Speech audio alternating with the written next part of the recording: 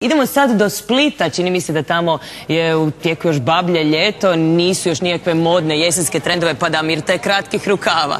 Mirta, što se to danas događa na Splitskoj rivi? Pa dobar dan sa splitske modne piste, to je sa Splitske rive. Kaže se da je čovjek onakav kako srce ima, zato za velike ljude kažemo da imaju veliko srce, ali nažalost u Hrvatskoj sve više ljudi pati od bolesnog srca. Alarmantan je zapravo podatak da u jednoj minuti od srčanog zastoja u Hrvatskoj umre jedna osoba na godinu, to je čak 9.000 ljudi.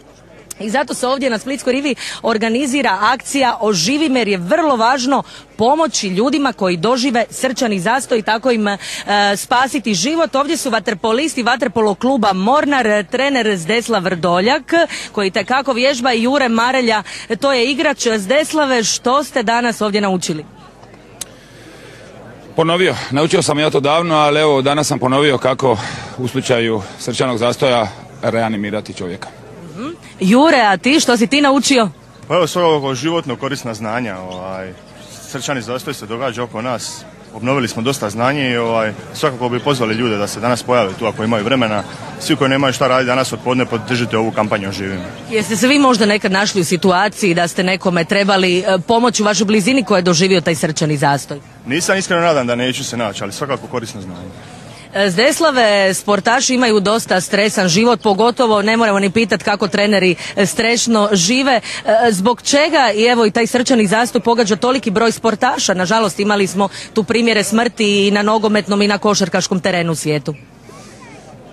Prije svega genetski, ja sam slučaj pravi primjer, genetski imam predispozicije za to, nakon toga bavljenje sportom koje je dovelo do sportskog srca, povećanja i tako dalje, tako da svake godine kontroliram srce, dobija se nekakva upozorenja, opomene, treba se kontrolirati, čuvati, paziti, nastaviti, baviti sportom, bez pušenja, bez pretjeranog alkohola i tako dalje. Tako da moja znanja su, a i iskustva koja ne bi volio prisjećati ih se previše vezana u srčane zastoje. Kad je utakmica, možemo li pitati još? Utakmica je večeras znači, bit će stresa. U 5 kvara, bit će stresa, pa tako da je korisno za mene kao trenera da naučim ovo da pomoći. Evo ovdje je sama i doktor Tružijanić iz udruge STEP koji će nam ovdje za naše gledatelje ukratko demonstrirati kako pomoći osobi koja doživi srčani zastoj. Evo da vidimo. Dobro, evo upravo ću vam sad pokazati na koji način kad se osoba struši ispred vas, kako vam možete pomoći. Hoćete mi sad samo malo pomoći da dođem do mjesta? Da ja pokažem, može. Evo ovako, dakle prvo je potrebno provjeriti da li je osoba pri svijesti. To radimo na način da je nježno primimo za ramena, lagano protresemo i glasno pitamo jeste li dobro. Ako osoba ne odgovara, znači da nije pri svijesti. I tad trebamo pozvati nekoga u pomoć. Hoćete mi pomoći? Može? Ok.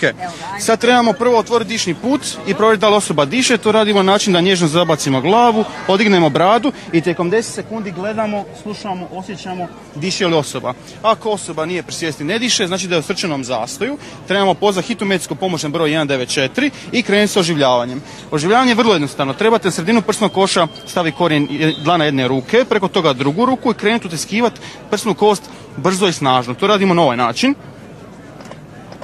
I trebamo tako napraviti 30 pritisaka. Nakon 30 pritisaka treba napraviti 2 upuha koji se rade opet na isti način. A to je da se zabaci glava i podigne brada, začepi nos te napravi 2 upuha. Može? Dobro, i to je to znači na kraju. To je to. I to samo radi sve dok osoba ili ne pokaže znakove života ili dok ne dođe hitna medicinska pomoć. To je lagano. Dobro, evo ga poštovani gledatelji, čuli ste što treba napraviti, a za vas koji niste zapamtili, dođite na Splitsku rivu, podržite ovu akciju Oživi me i ne zaboravite da tako možete uistinu nekome spasiti život. Doviđenja, dečki, hvala vam. Mirta, pa lako tako kad ti ovako zgodni momci pokazuju tehnike oživljavanja. Šala, naravno, uistinu hvale vrijedna akcija na Splitskoj rivi. Uključite se u projekt Oživi me i naravno ako se slučajno, ne daj Bože, nađete u takvoj situaciji da znate